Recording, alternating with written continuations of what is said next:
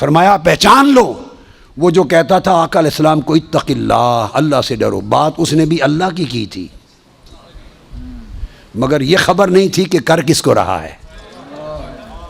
اللہ کے ادب میں کمی نہیں تھی، چونکہ بارگاہ مصطفیٰ میں بھی بات اللہ کی کر رہا ہے، اتق اللہ، اللہ سے ڈرو۔ اور کس پر کہا؟ جب آقا نے فرمایا کہ میری امانت پہ شک کرتے ہو مجھ پر، میں تو وہ ہوں جس کے پاس رات اور صبح و شام آسمان کی غیب کی خبریں آتی ہیں، اور میں غیب کی آسمانی خبروں کا امین ہوں۔ جب آقا نے فرمایا آسمان کی غیبی خبروں کا امین ہوں، تو آسمانی غیبی خبروں کی بات کی تو اس کی رگ پھڑک اٹھی، اس نے کہا اتق اللہ، اللہ سے ڈرو۔ یعنی آقا علیہ السلام کے اس علم وسیع کا قائل نہیں تھا،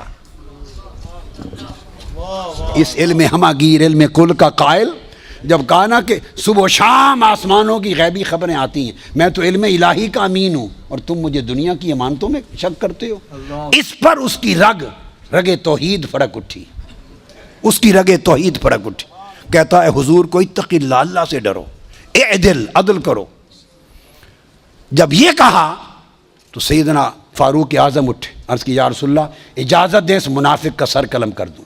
میں بخاری مسلم کی متفق علیہ حدیث سنا رہا ہوں آپ کو، متفق علیہ۔ فرمایا نہیں۔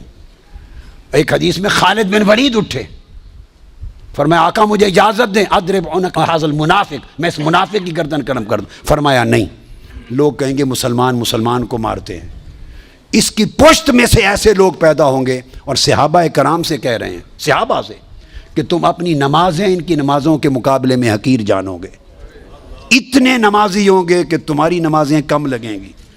تو نمازوں کی کثرت ہے، اتنے روزے رکھیں گے تمہارے روزے کم لگیں گے، اتنی تلاوت قرآن کریں گے کہ تمہیں تلاوت قرآن کم لگے گی۔ اور عبداللہ ابن عباس فرماتے ہیں راتوں کو تہجد میں کھڑے کھڑے ان کے ہاتھ سوکھ گئے تھے، ٹہنیاں نظر آتی تھی، قیام لیل کرتے تھے۔ غیرت تھی، دین میں تعمق تھا، سختی تھی، شدت تھی، سب کچھ تھا۔ نماز، روزہ، تلاوت قرآن، نماز، شریعت کی پابندی، اس کے اوپر سختی، شدت و تعمق، کچھ بھی بچا نہ سکا، فقط ایک بارگاہ مصطفیٰ میں سوء ادب تھا۔ سب کچھ تھا، ایک ادب مصطفیٰ نہ تھا۔ نماز بھی تھی، روزہ بھی تھا، حج بھی تھی، زکوٰۃ بھی تھی، قرأت قرآن بھی تھی، تلاوت بھی تھی، داڑھی بھی تھی، منڈا ہوا سر بھی تھا، شلوار پہ یہ چادر بھی پنڈلی سے اوپر تھی، سب کچھ سر سے پاؤں تک پورا نمونہ تھا شریعت کا۔ صرف ایک چیز نہ تھی، حیاء رسول نہ تھا، ادب رسول نہ تھا، بارگاہ مصطفیٰ کی پہچان نہ تھی، مقام مصطفیٰ کا شعور نہ تھا۔ وہ حضور سے کرتا ہے، اور پھر حدیث کے لفظ ہیں، وہ پھر پشت کر کے حضور کی طرف چل پڑا۔ پشت، حدیث بخاری کے لفظ ہیں، پشت کر کے چل پڑا۔ یہ سمجھ نہ تھی کہ حضور کی طرف پشت کرتے ہیں یا نہیں کرتے۔ ارے کعبے کی طرف پشت ہو جائے تو کوئی حرج نہیں، مصطفیٰ کی طرف پشت ہو جائے تو ایمان جاتا رہتا ہے۔